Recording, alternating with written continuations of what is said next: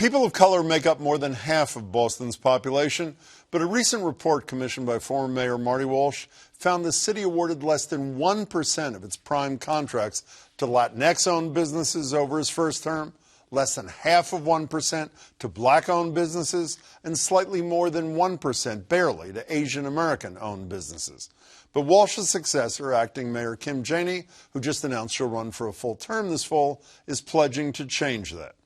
When it comes to city contracts, business owners of color are too often overlooked and underrepresented. These troubling disparities are the result of discriminatory policies that we have all inherited. And Boston now has a chance to do better as we recover, reopen, and renew our city. Today's announcement comes just 2 days after a first-of-its-kind marketing campaign was rolled out. That was on Monday. Whatever you seek, whoever you are, there's a place for you here. Our doors are open.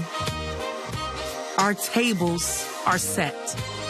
This is Boston, and we are all inclusive.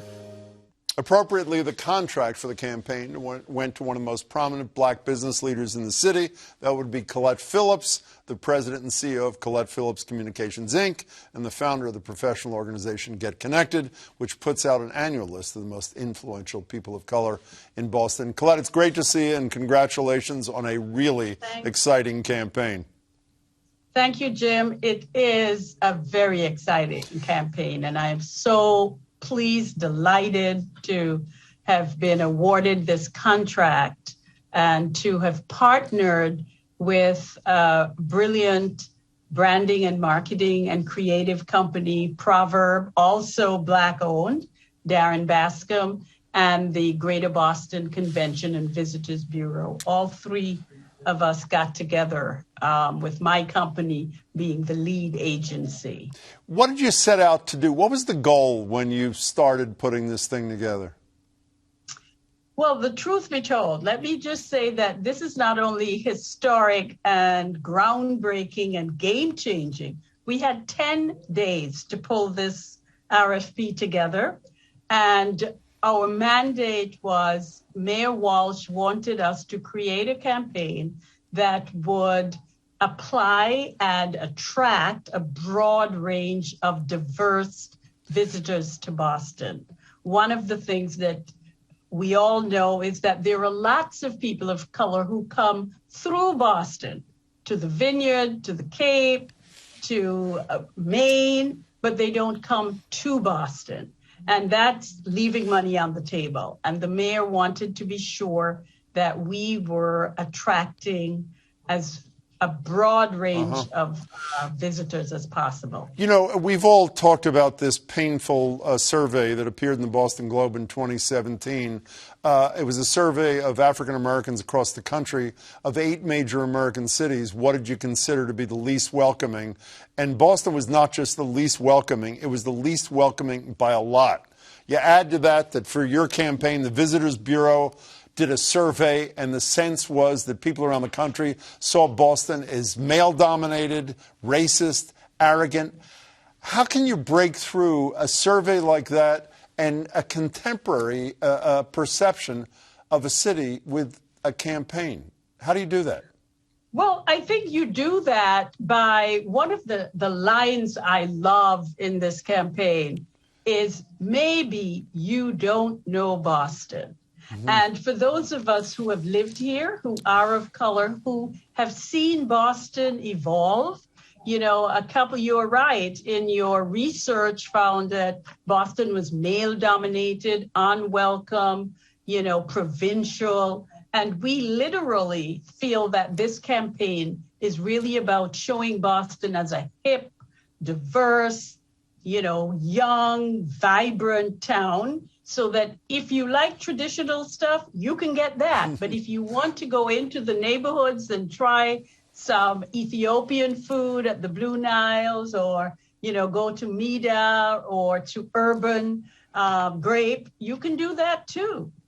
You know, we should be clear to people, this is not just a fabulous ad. There's a website I checked out today that is terrific with links to things like Guide to Black Boston, LGBTQ Boston, outdoor art, a whole host of things. So this is a multimedia effort. Website, ad, and I assume other things as well, Colette, or no? Other things, yes. There'll be lots of, there's radio, there is print, there is, all kinds of billboards and digital media. And I think we should mention something about this is about really bringing back our tourism industry, which was devastated by the pandemic, with a racial equity lens. 84% of the people who worked on this campaign were companies that were BIPOC, Black, Indigenous, Latinx, people of color, LGBTQIA,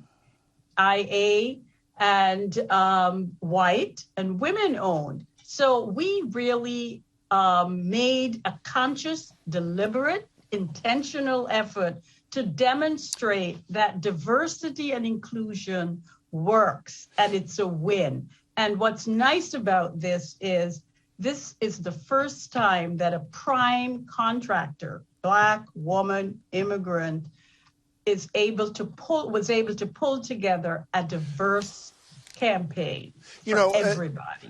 By the way, I'm so glad you said that, because history was made twice with this campaign. One, the campaign itself, and two, this was the largest contract awarded by the city to a woman of color. That would be you and your colleagues. That's right. And,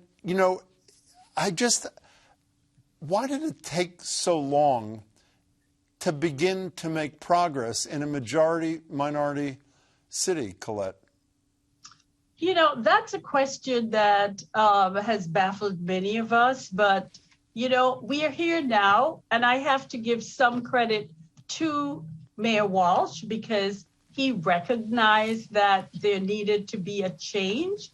And I think the thing that you should also know about this campaign is the fact that we did this without ever meeting in person. We never had an in-person meeting. The team did not meet in person.